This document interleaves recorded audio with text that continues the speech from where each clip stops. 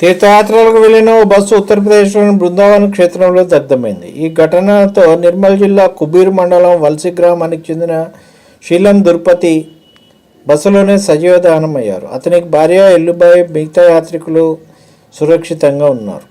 యాత్రికులు తెలిపిన వివరాల ప్రకారం బైసాకు చెందిన ఓ వ్యక్తి ప్రైవేట్ బస్సులో ఈ నెల 1వ తారీఖున బైసా డివిజన్ నుంచి సుమారు 50 మంది భక్తులు తీర్థయాత్రలకు వెళ్లారు.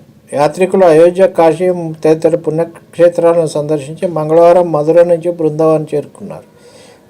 రాత్రి అక్కడ ఓ పెట్రోల్ బంక్ సమీపంలో బస్సును నిలిపి ఓ ఆలయంలో దర్శనానికి వెళ్లారు. దుర్పతి నీరసంతో బస్సులోనే విశ్రాంతి తీసుకుంటారు.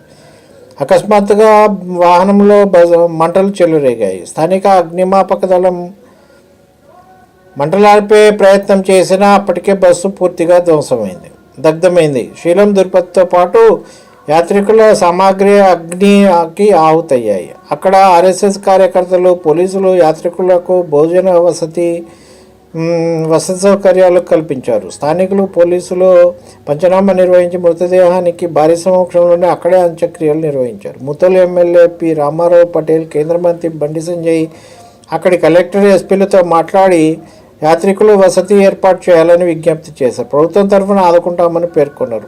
బుధవారం మధ్యాహ్నం అక్కడి నుంచి ప్రభుత్వం 2 మినీ బస్సులు ఏర్పాటు చేసి యాత్రికులను స్వస్థలానికి పంపింది.